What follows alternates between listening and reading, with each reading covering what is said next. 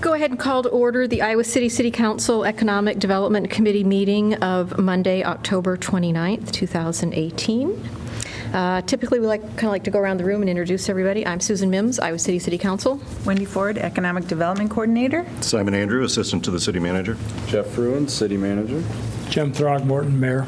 Rockne Cole, City Council. Amy Hospodarski, Vice President of the Englert Board. Laura Burgess, Chair of the Film Scene Board. Andre Perry, Staff Member, Englert Theater. Joe Tiefenthaler, Film Scene. Eleanor Delk, City Attorney. And Ashley Monroe, Assistant City Manager. Thank you, everybody. Appreciate that. It makes it easier for Wendy when she does minutes, if nothing else, and everybody knows who's here. Item 2 on the agenda is consider approval of the minutes from our last meeting, which astonishingly enough is November 27th of 2017. So moved. Second. Any discussion? All those in favor say aye. Aye. Opposed? Passes 3-0. Thank you. People coming from Cedar Rapids for the EDC have asked for delay. They've had somebody come in, so we're going to skip item 3 for right now. We'll go on to item 4, consider recommending agreement with the Englert Theater and Film Scene for a $1 million capital campaign request. Wendy? Okay, yes. Well, as you know, we've been working with the Englert and Film Scene, represented today by the 4 of you, the 2 staff members and 2 chairs of boards, on how the city could be a part of a capital campaign that has been named Strengthen, Grow, and Evolve, or maybe there's no and in there. Strengthen, Grow, Evolve. They have a vision, these 2 organizations, to help Iowa City be the greatest small city for the arts in America. And they have a plan that includes elements to strengthen both of their organizations, to grow both of their organizations, and to evolve so that they can meet this one big goal of creating the greatest small city for the arts in America. So we've been working with the 2 organizations who each have particular elements that they want to accomplish in the strengthen component of the Strengthen, Grow, and Evolve campaign. The strengthen parts have to do primarily with the physical changes needed to each of their buildings. For the Englert, it's substantial historic renovation that includes facade, windows, marquee, roof, heating, ventilation, air conditioning, sound, audio, all kinds of the equipment, everything that the Englert needs to upgrade going forward. And for Film Scene, operating out of the Packing and Provisions building, the historic building on the Ped Mall, Scene 1, as it's also known as, they have other pieces to their operation that also need upgrading so that they can continue. And while both buildings have actually had a lot of historic renovation over the years, the pieces that Film Scene needs to upgrade now aren't necessarily as historic as those that the Englert is going to be undergoing, but still required for them to be operationally sound, as Scene 1, the first movie theater of Film Scene. I don't think I probably need to go too much into the history as it was written in the memo here, but I did want to call out again that this is a $10 million campaign, about $5 million of which revolves around the strengthen component, or the physical component of both of these buildings, and that's the part that the city's been asked to participate in. Of the $5.1 million, and that's an estimate now of these physical needs, the Englert would use up most of that in their project. It's by far the largest physical one, and it's got the historic preservation components as well, with the Film Scene needing about $164,000 of that. Oh, here's our Kurt Nelson.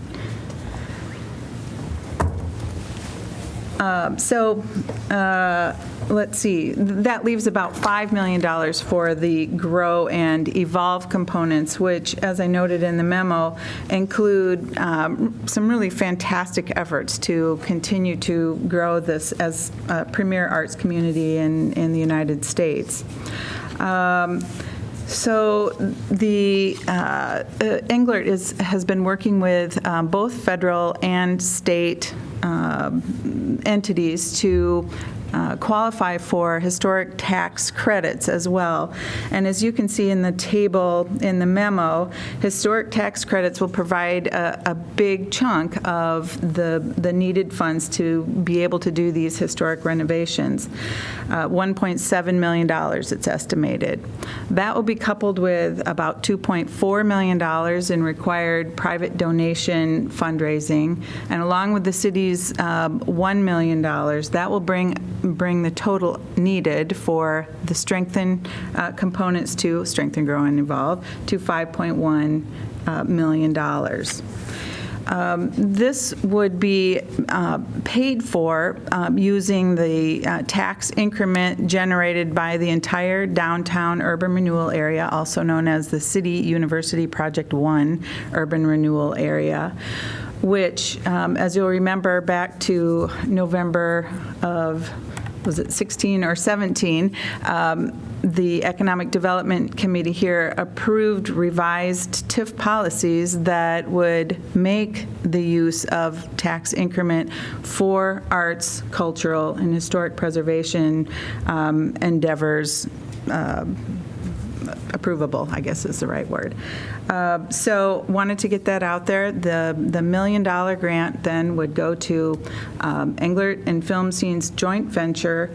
It would be proportioned out. They'd be required to proportion it out in the same proportions as the $4.9 million to the Englert and the $164,000 to Film Scene in amounts that are 83% to the Englert and 17% to Film Scene. That's how the agreement is written. These then would be, the $1 million then would be divided into 4 payments that would happen, 2 yet in this fiscal year 19, and then 2 in fiscal year 20. And let's see, I think that was about all I was going to say. Both Andre and Joe are here to add to my comments, and we welcome you to do that if you like. Yeah, thank you for, working with us on this for such a long time. And I know both city staff and council have been in, conversation with us even as this project, began to take its root. And so we appreciate everyone's time and advice as we push this thing forward. And, just to add to what Wendy said, we are, seeing if the city can be supportive in the strengthen part of this project because, we do have plans and we think we have a vision to really help continue to develop a strong community here.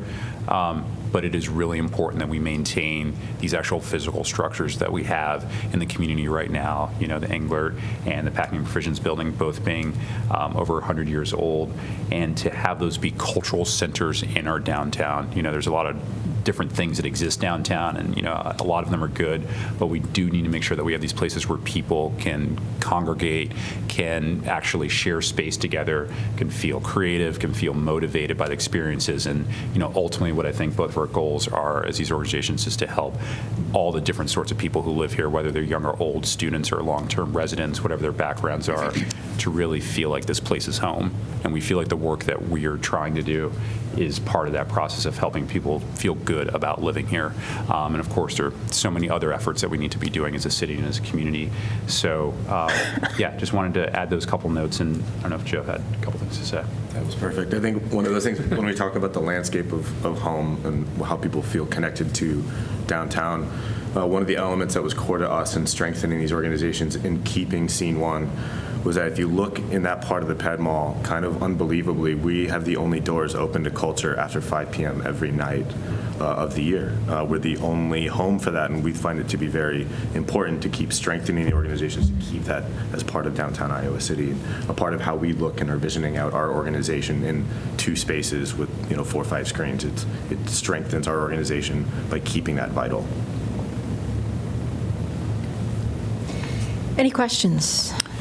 I'd like to ask a couple questions, but before I ask the questions, I want to be clear that I really support the purposes of this proposed grant and all that. But I want to just make sure I'm clear about a couple of things. The first has to do with the use of the TIF area funds, right? So I have no idea what kind of pot of money is in the TIF area pot. And therefore, I don't know how much $1 million is from the pot. Is there a way of answering that question?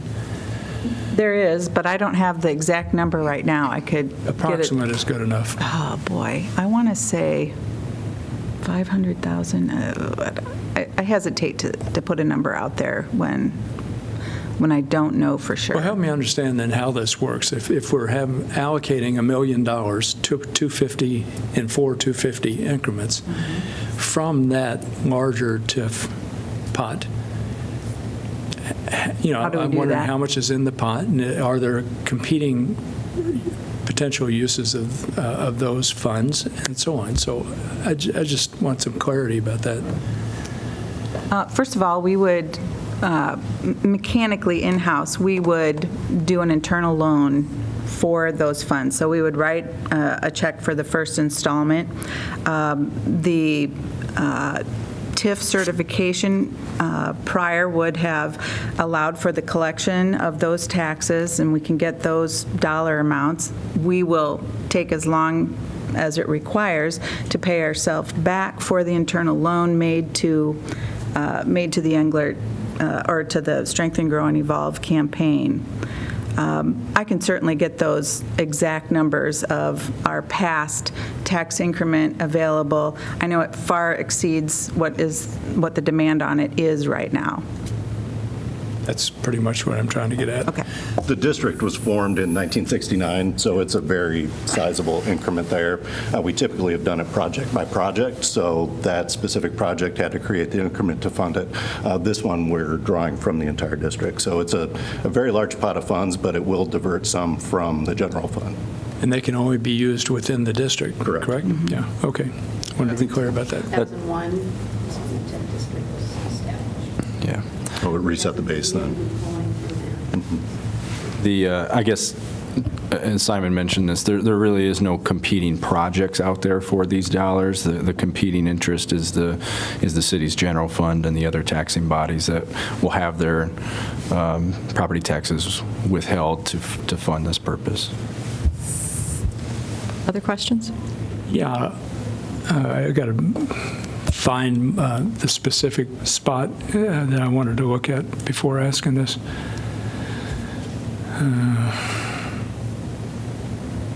Not sure if I'm going to find it. Well, I don't see what I'm looking for, but anyhow, I think in your memo, Wendy, you indicated that we have already allocated $500,000 in each of the last 2 fiscal years. Is that right? To this project. Are those funds part of the 250, the 4 $250,000 loans? Are they separate? No, they it's too would. long ago. I don't remember the details. They would fund the $250,000 installments. What we're asking for your approval today is the agreement that was in the packet, and also the use of the TIF district to refund those to the city, to refund that loan to the city. Okay. All right. That helps. So in fiscal year 18, we budgeted for it and just didn't spend it. So we're basically just carrying that forward. Yeah, I wanted to make sure, just sort of for my own purposes and maybe for the public's purpose, that we're not saying we have already allocated $500,000 in the 2 previous fiscal years, and now we're going to add basically another $1 million in a different way. So I just wanted to be clear about that. Yeah. Just the mechanism for accessing the Yeah. Okay. Good deal. Well, I just want to say, there's a number of things in Wendy's memo, but I think the work that your 2 organizations are doing that work is absolutely critical to the vitality of downtown. In terms of bringing people downtown, shopping downtown, eating downtown, just that vibrancy of having people walking around and doing things. And I also want to commend you for the variety of people, acts, speakers that you bring in that really challenge us as a community sometimes in terms of what we're thinking about, what we're talking about, how we are viewing things. So while some of it is just great fun entertainment, and that's good and that's really important, a lot of it goes a lot further than that. And I think that's really important all the time, but maybe even more important in this day and age to get people doing that. And I can't really imagine, because it hasn't happened, thank goodness, but I really can't imagine what Iowa City would be like without your two organizations and the draw that you have for bringing people downtown. I think it's been really critical for how we see and how a lot of people see and view downtown. So I want to thank you, and glad that we can find a way to help keep those old buildings going. So. Any other comments? Well, indeed, and there's no reason for me to repeat any of that because I completely agree. I think, as Andre knows, I have a chair up in the balcony that comes from donations made almost 20 years ago, and it's a terrific venue. And I go to Film Scene pretty darn often, so they're both terrific assets to the city and the downtown. I was curious about one thing, though, which has nothing to do with the grant specifically. I'm curious about the vision for the evolve part, because there's really not much text in what we have before us about that. Can you elaborate just a little bit? Not a lot, because we have other things we have to talk about. Yeah, we can. I'll talk about two things. One part of the grow section, actually, because this campaign is capital, but it's also programmatic. Two things I think are really important to highlight in the grow section. One of the things that we're looking for investment for is to have a shared community engagement coordinator who works with both organizations, whose charge is to wake up every day and really be connecting the programming and outreach we do to all the various members of our community. So some of that would be with the school district, some of that would be with Kirkwood and the university, and some of it would be with, I think, just communities that feel underrepresented, don't feel comfortable coming downtown. How do we begin to build those bridges? It's work that Joe and I believe in, that Andrew and Katie and the rest of our teams believe in, but there's just so much that we are doing that we really need to dedicate someone to that. And so that's one of the big things that we're trying to do, which is in grow, but I see that as an evolution for how organizations work, and for that person to not be representing just Engler with the blinders on, but being able to go to communities and say, this is a really vibrant town. If literature is the connection, great. If it's performing arts, great. If it's film, if it's something else, so that someone is able to really represent all those interests at once and really find the appropriate connection for whatever that community or that community member is looking for. And getting into that Evolve section, these two are connected.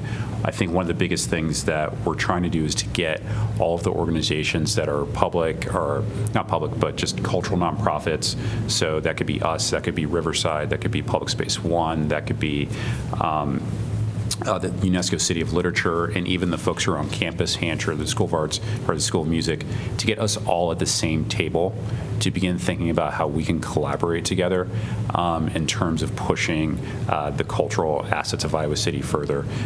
So some of that could be just sharing resources towards programming so we can do something bigger than any organization could do on its own. For example, we worked really closely with the fundraising to bring Common to Iowa City a few weeks ago, and that took everyone, giving up a little piece to make this bigger than life thing happen that really, I think, affected the community in a positive way. To think about how we can brand together, so it's not just Film Scene or Engler going out there and saying, hey, come here, but saying, hey, this is Iowa City, this is the Iowa City area. There are so many opportunities to engage with culture and the arts here, so that we're working together. So that's one of the big things that we're trying to accomplish in that Evolve section of the campaign. Maybe I'll briefly comment here. You know, there's a lot of big decisions moving forward on the downtown. It's really nice to sort of focus then on what we sort of unanimously agree upon. And I think this particular project really demonstrates using historic preservation as a foundation to grow the city. And I think you guys are perfectly doing that. The second piece is the use of the historic tax credits, I think is fabulous, because I think we would like to see that utilized in other areas. I think that where the film scene 1 is, that's a good example of a good use of that, to sort of make the business case that historic preservation isn't necessarily diminishing the bottom line, even though you guys are nonprofits. Hopefully we'll see some people that copy you and learn from your experience, and hopefully as you develop these fundraising mechanisms, we can even get the word out even more on the power of historic tax credits in terms of the economic potential. So I think that's just fabulous. Community engagement, that just brings joy to my heart, because you guys are doing such great work. And I'd also like to highlight the amount of free event programming that you guys do, which does not go unnoticed. Obviously, when you do an event for free, you still have costs. And so I really view this as really part of making those sorts of things happen.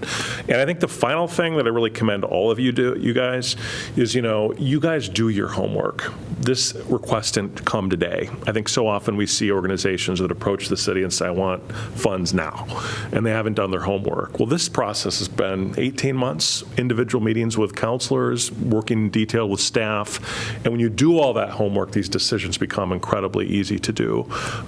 So kudos in terms of what you've done, and we're very pleased to support this. With that, all in favor say aye. Aye. Those opposed? Passes 3-0. Thank you very much. Excited to see this move forward and see it grow and evolve. All right, sounds good. Take care, guys. Good seeing you again, too.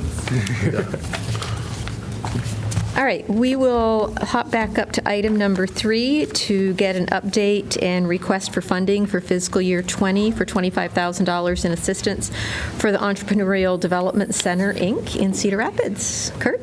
Yeah, welcome. let me first apologize for not being a late. problem. I was trying to, Viewpoint Molecular, one of your Iowa City, University of Iowa companies, trying to get them some funding. And the potential funder just wanted to keep asking questions. And that's a good thing, right?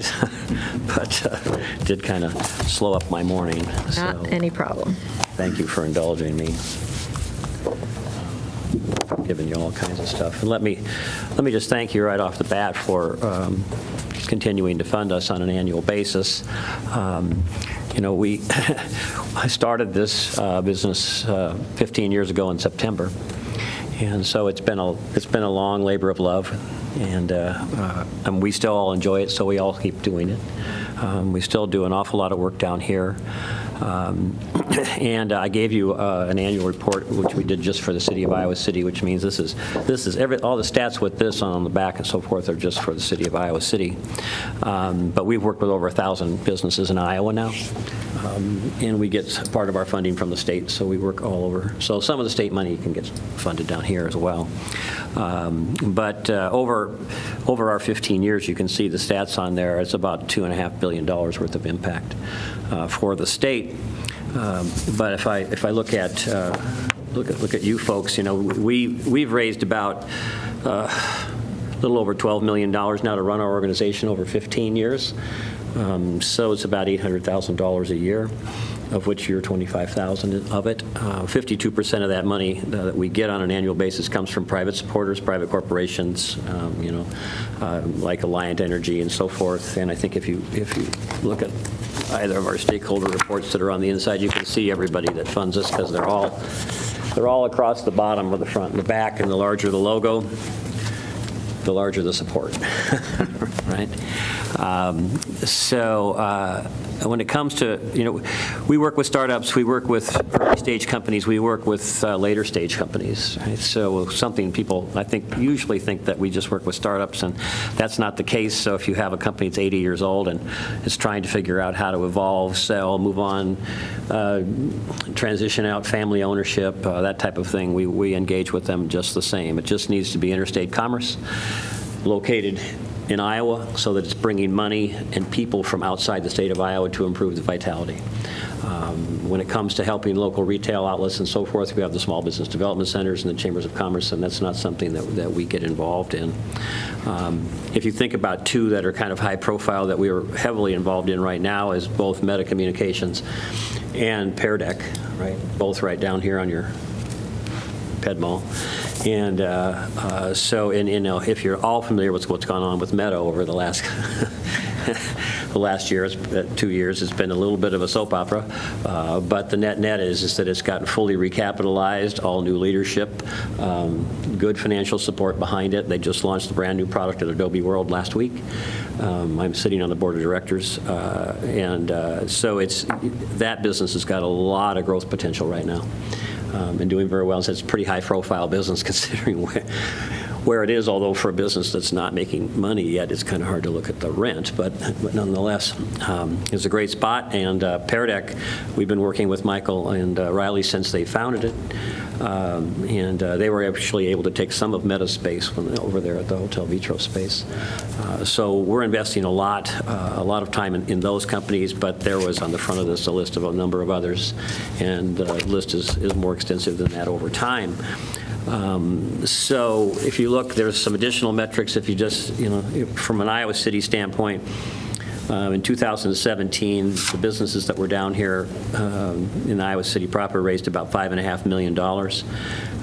And we always kind of give a public to private ratio so that you know that businesses are not getting funded just by the government, so to speak. And so the ratio last year was excellent, $5.3 million to $150,000.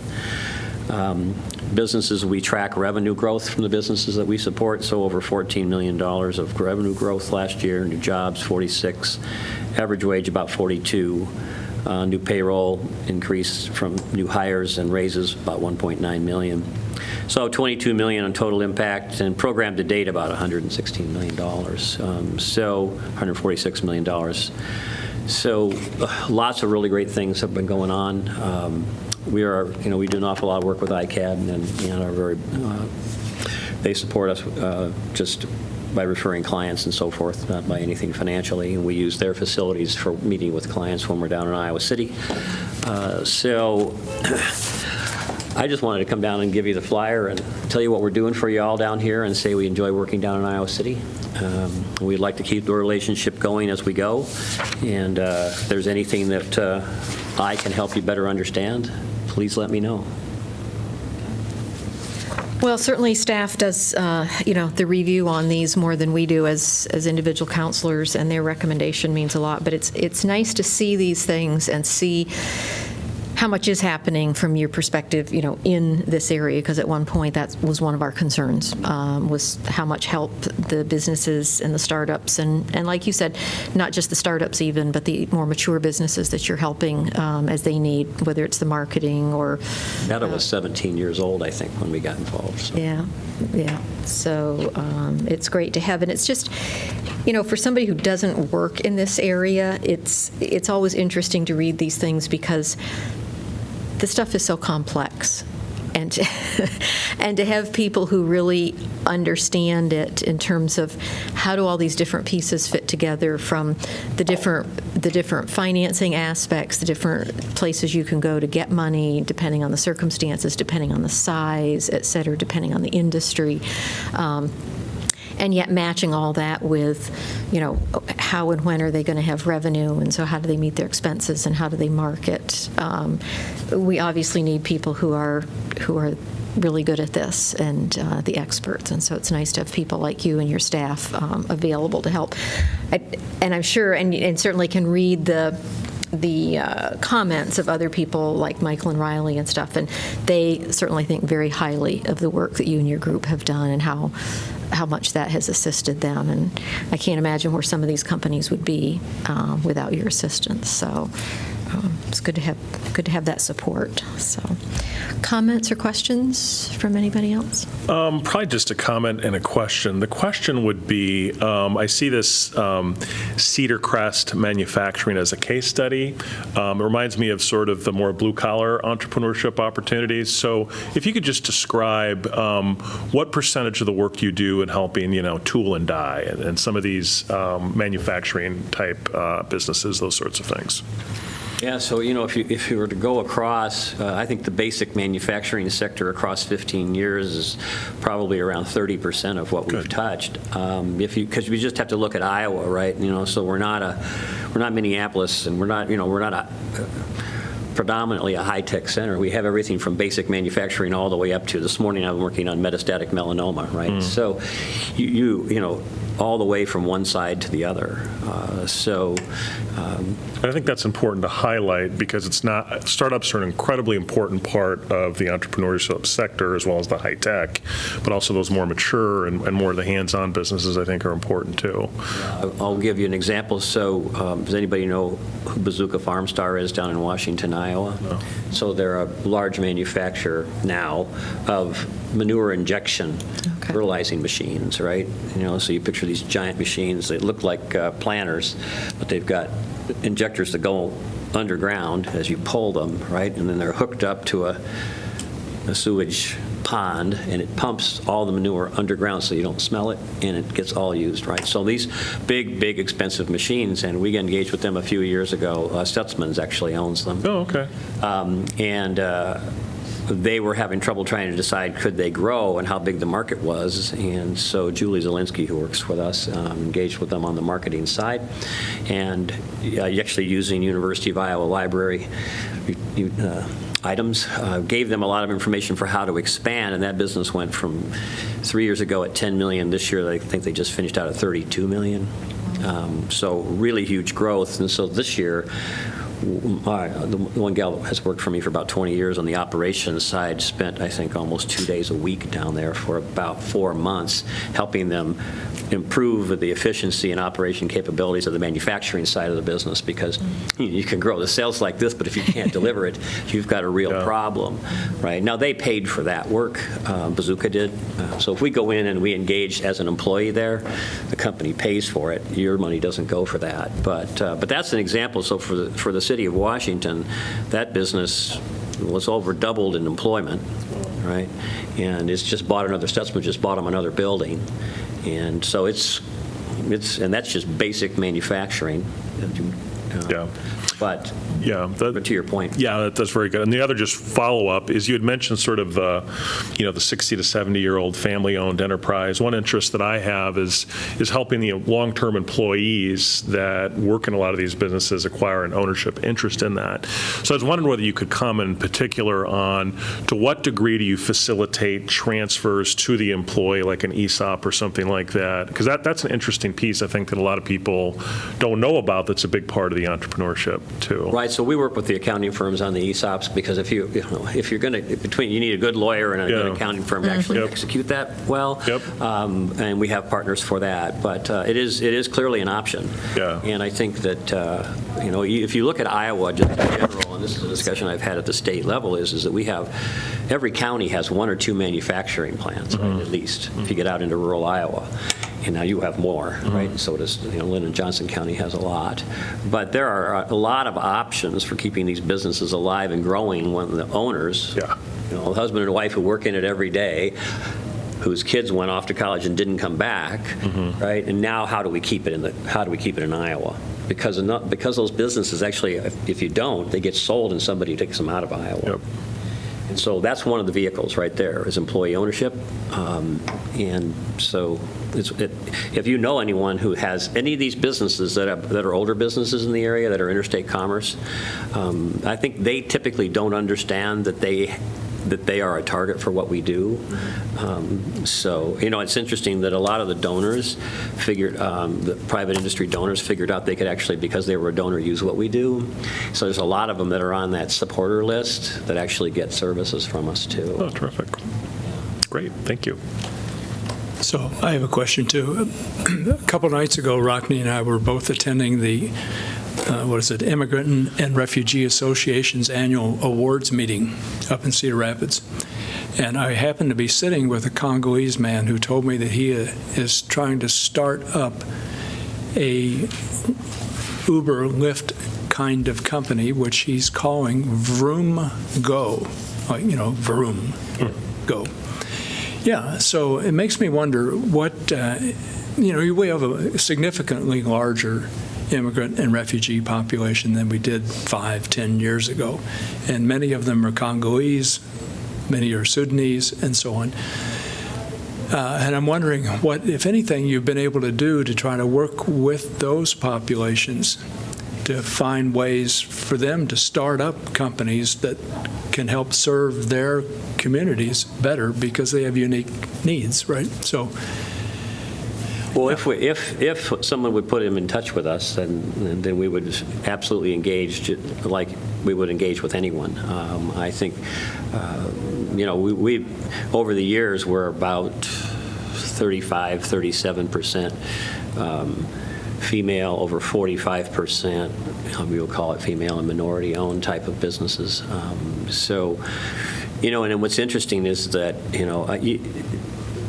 if you're a U.S. citizen, right, then it's pretty straightforward. It's the same as any U.S. citizen coming through the door, right? Because you have the same rights to banking, the same rights to government loans, the same rights to any of the support that you get.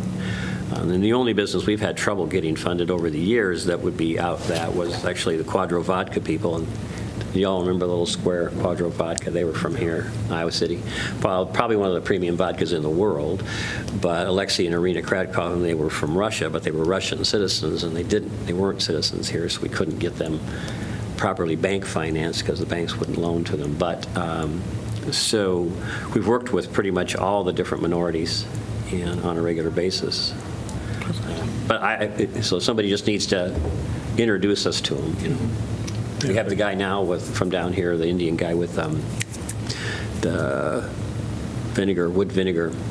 I don't know if you've seen him, but wood vinegar is actually it's actually both a fertilizer and a pesticide. But it's coming through the Tippy Business School. And we're now engaged with him. Terrific. okay. All right, all those in favor of the request, the $25,000 for the EDC? Aye. Aye. Opposed? Passes 3-0. Thank you very much, Kurt. Thank you very much again. I apologize for being late. Not a problem. I see you again. Working with entrepreneurs here. Schedule's never always your own. Thank you. All right. Thank you all. You all have a great day. You too. All right, that moves us on to item number 5, change in ordinance recommending a change to the sidewalk retailing ordinance. This is a fairly straightforward ordinance change requested actually from the Iowa City Downtown District. For decades, our sidewalk retailing ordinance has allowed merchants to put racks out on the sidewalk from 9 a.m. Thursday morning through 9 p.m. Sunday. Although actually it hadn't been operating quite like that. We realized there was a potential for a conflict there, and the downtown district has asked if they could keep the same hours, 9 a.m. to 9 p.m., but have a sidewalk retailing okay every day of the week. This was sort of brought to the fore by a couple of years ago by Kiku Obata, the design consultancy hired by ICDD to look at retail strategies in downtown Iowa City and make recommendations on how the shopping experience could be improved. And one of the suggestions was to have every day, all day available sidewalk retailing. This includes dressing up the exterior storefronts. It includes having a nice rack of some of the merchandise that you would carry outside on the sidewalk, and things that really sort of liven up the pedestrian streetscape in the retail zone. So this ordinance change would allow for that to happen every day of the week, 9 a.m. to 9 p.m. Wendy, do you know off the top of your head, and I don't recall seeing it in here, kind of the restrictions on space? As I read this, I don't personally necessarily have a problem with it, but I can immediately see some people having an issue because they feel like it's taking up too much of the sidewalk and impeding, whether it's people with disabilities or just if it's crowded in general, people getting through. And I know in some areas we've widened the sidewalks. Certainly like on Washington Street, I would think it would be less of an issue now, but. I think, do you In know the administrative number? rules, we require 8 feet of sidewalk. That's the guideline. Now, as Wendy mentioned, it hasn't been operating ideally thus far, and I think that that's a benefit of going in this direction, that we have one point of contact with the downtown district, that we can address issues when, some of those racks start encroaching on that 8 feet, but in general, 8 feet of pedestrian access. Okay. So if they happen to be fortunate enough to have a wider sidewalk in front of their retail establishment, they are going to be able to have more space out from the storefront as long as they're leaving 8 feet free. They have to be right abutting the building with. Right, so they can't have a gap, but I'm just saying, if you've got a 16-foot sidewalk and there's no other things that would impede pedestrians, then you could go out 8 feet. If somebody else only has 12 feet, they can only go out 4 feet. Am I understanding that right? Yeah, it'll be different storefront by storefront. If it is a 16-foot sidewalk, it'd be If you got hard a to tree and a imagine. grate, and you've got to kind of account for those impediments to people getting through, so, okay. It's Really not much. It's a permit, so it's just, you can put conditions on the permit as they're issued. It's not like just a blanket authority. So there would be an individual permit for each establishment? For the districts, but you're going to have to look at the spacing, I assume. Right. Yeah, but we'll have one point of contact with the district to work with then. If it's an extra wide sidewalk and there are other issues with, we try and keep that pedestrian access as straight as possible Right. as well for people with visual impairments. So it will be different by storefront, but in general, that's the minimum. We may require more in a given area, depending on the conditions. So in other words, there still will be some details to be worked out in the permitting process? Right. Okay. You kind of have to look at this holistically when you start looking at sidewalk cafe placements and sandwich board signs. They all take up the right of way along with all the fixed amenities, benches, light poles, newspaper racks, all those things. So it's probably nearly impossible to get a perfect scenario, but we refine each of those every year as we get complaints or as issues arise. Maybe we put art on the sidewalk that delineates where they can be and where they can't be.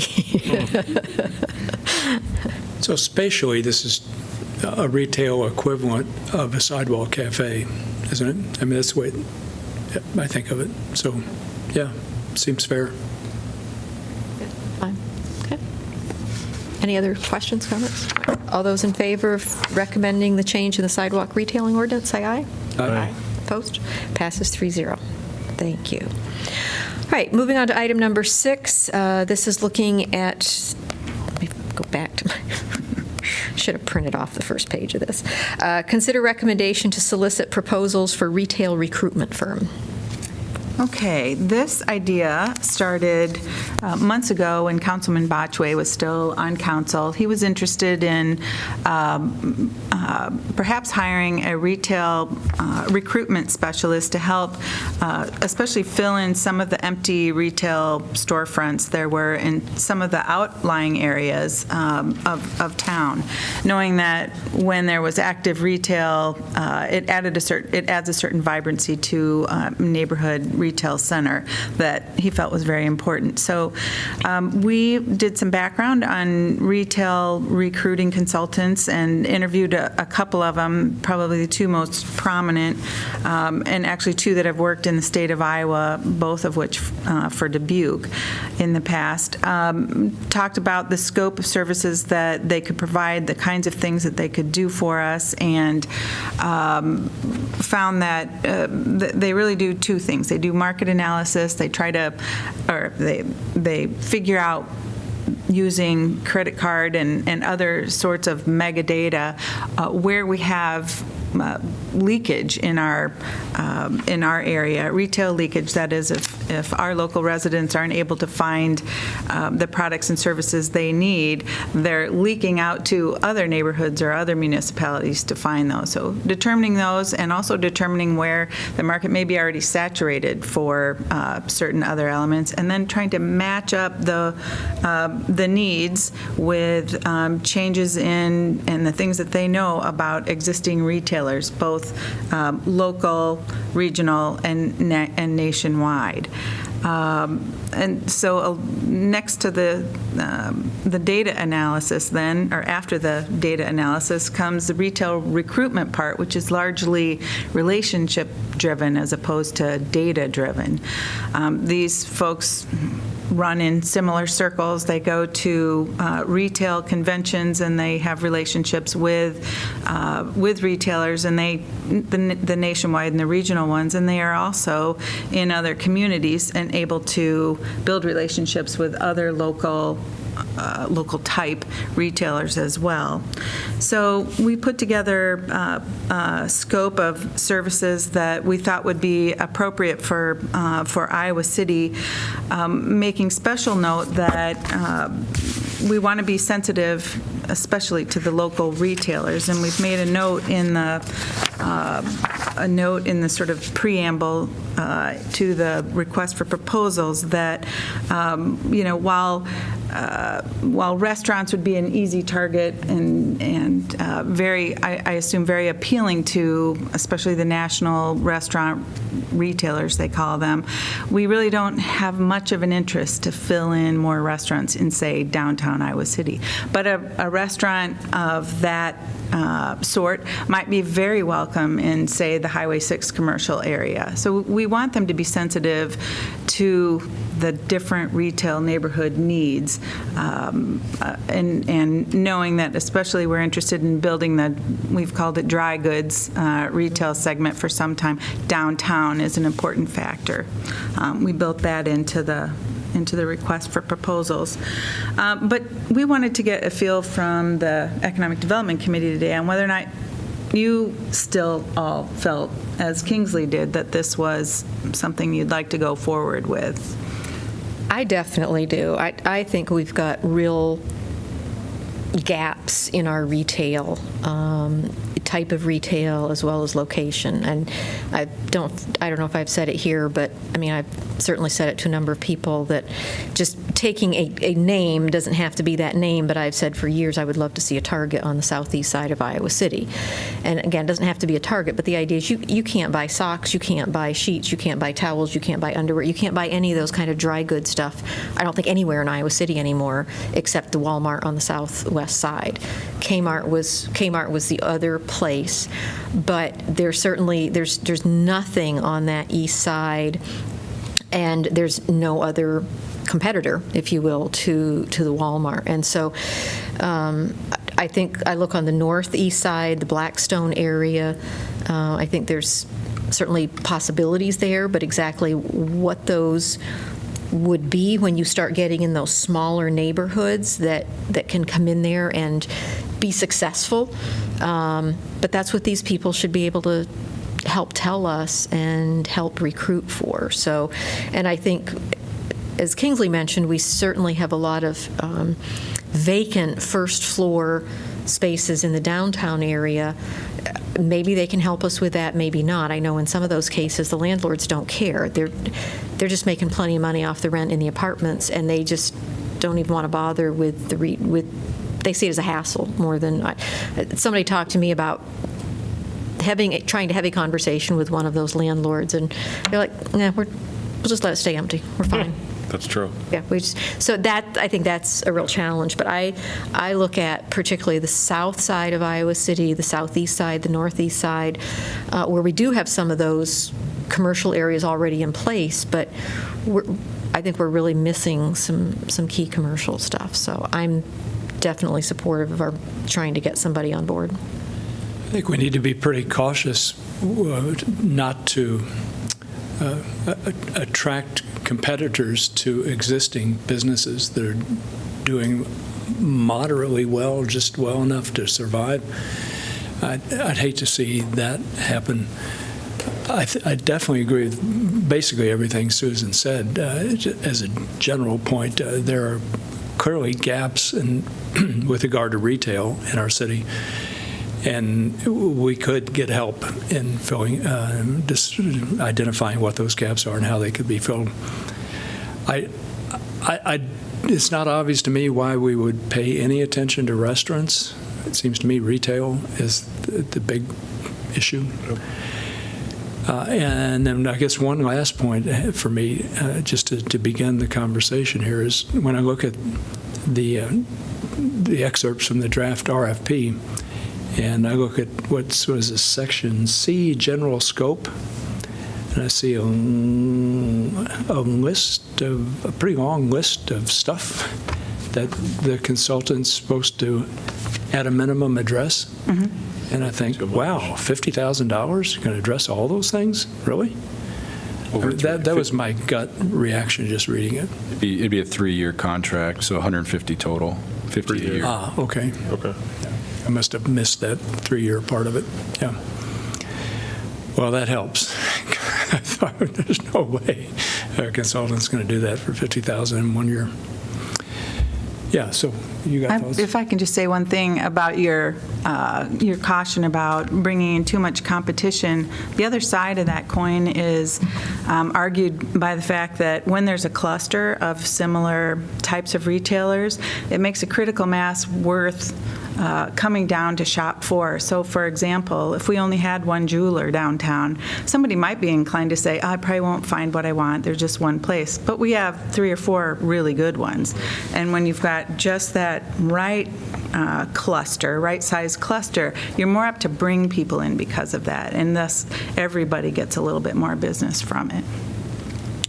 Well, yeah, that makes sense. But maybe a useful example, just for discussion, would be whether a retail consultant might recommend that, say, 2 years ago, we bring a Whole Foods in and locate it somewhere in the vicinity of downtown or maybe out on Highway 6. Okay, big competitor for the existing grocery stores. Would that be a smart thing to do?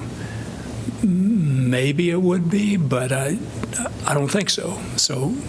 And that's why the retail consultant works with staff. We'll say, we'd be able to say we wouldn't support one thing or another. We couldn't put anything to that kind of thing. So, yeah, it wouldn't happen just because it could. A crucial thing is something that Susan rightly mentioned, and that has to do with the stuff people need.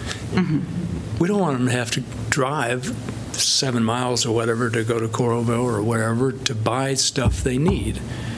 We want them basically to be able to buy those things here. Well, it's especially important for our low-income families who don't have reliable transportation. I mean, to have to, one, they can go to the Walmart, so maybe on the bus line, but if there's things beyond that, having to go out to the Coral Ridge Mall, then that it's incredibly burdensome for them to have to do that. And so, yeah. Jeff, I think you wanted to... really what we're doing here is we're paying for information and connections. Now, we don't own retail storefronts. Some cities do. We don't own those. So when we get this information, it's really... We're kind of a conduit, so we'll work with property owners, we'll work with commercial brokers to get them that information. But I don't really see us taking this and then having Wendy or staff go to, retail conventions and knock it on the door of a Chick-fil-A saying you need to come to Iowa City. Mm-hmm. It's really what we're hoping to do is get that information so that it could help the existing property owners and commercial brokers. And then we can say, this is kind of what we would like to see in the southeast neighborhood. Here's where we've got retail covered well, and here's those gaps. Here you go, broker. And hopefully between the broker and the consultant, they can be a little bit more effective with a targeted recruitment strategy. Maybe I could comment a little bit. As many of you know, I was a little bit of a negative Nelly on this last year, in part for several reasons, in part because I think what we're dealing with are some structural changes in the economy.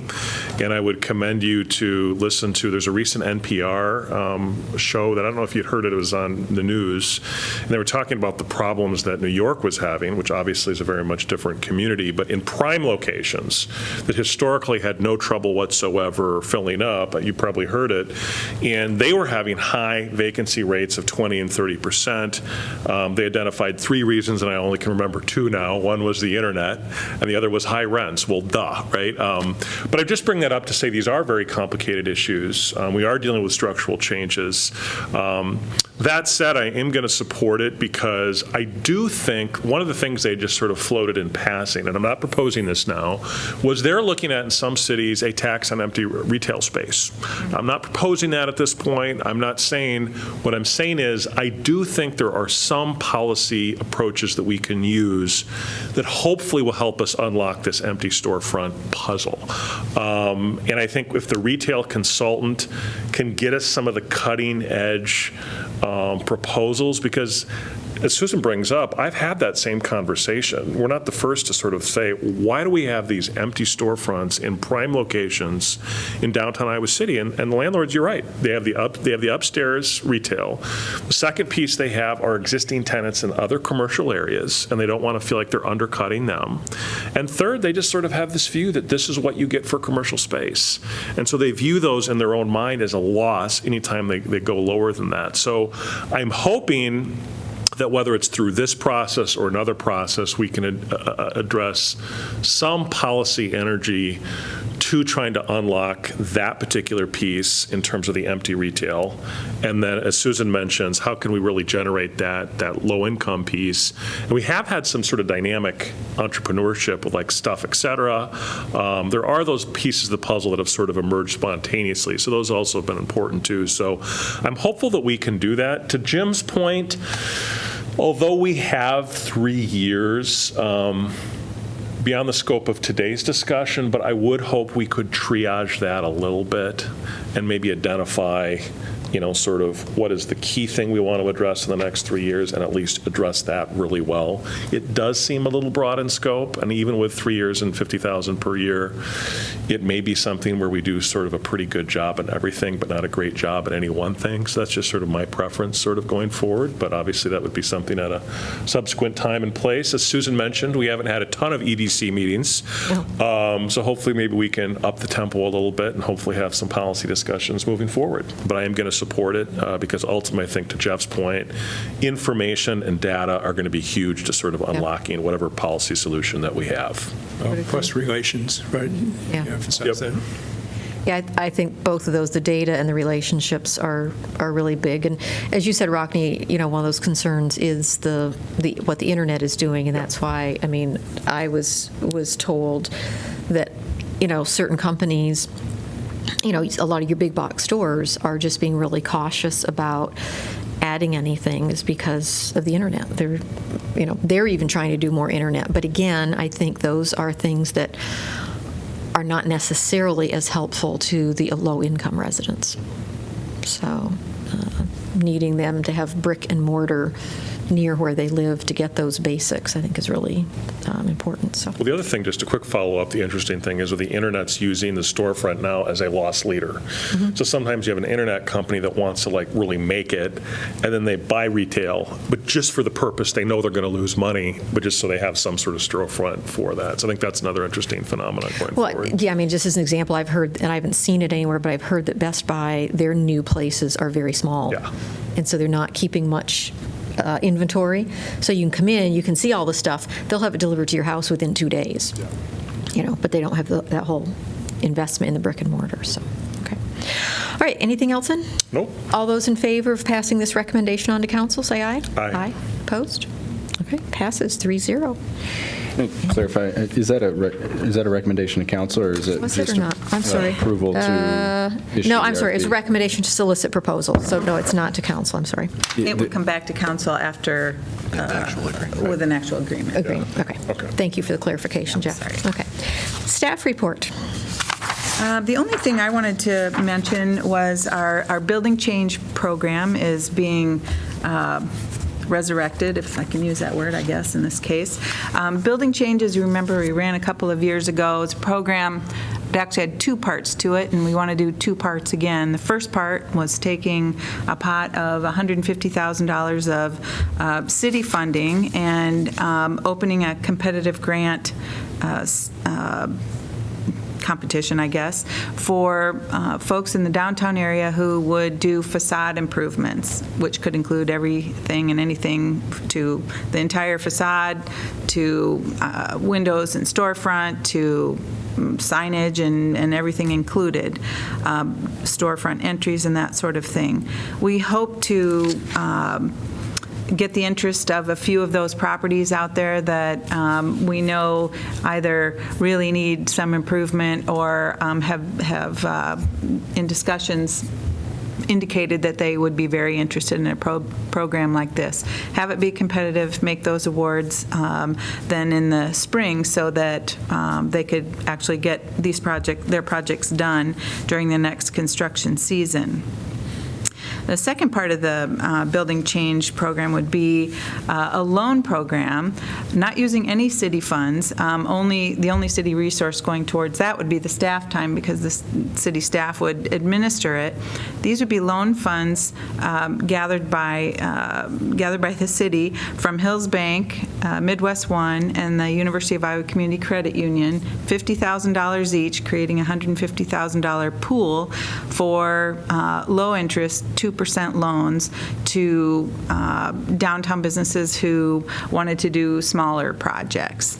They would have 5 years to repay the loans, and we're hoping that these funds could be coupled with a new grant program that the downtown district is putting together. They have 2 tiers of grants they're working on putting together in order to get people to upgrade their storefronts, doing the sidewalk retailing that we talked about, doing the next round of co-sign signage, the blade signs that went up over the last couple of years, and or other storefront and facade enhancement programs.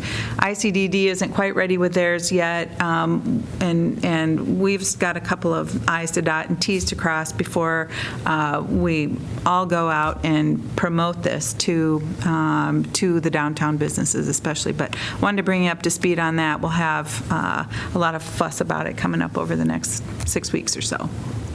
Great. Does the city act as a guarantor for the loan, or how does that work? No. Okay, so it's just directly through the banks? Right. Okay. The banks and a city staff person would serve as a loan committee, and generally the banks are, one of the banks is the bank for the customer going after the loan, so they can pretty much feel comfortable underwriting these loans, and haven't had any problems doing that in the past. So they would be also part of the committee again this year. Okay.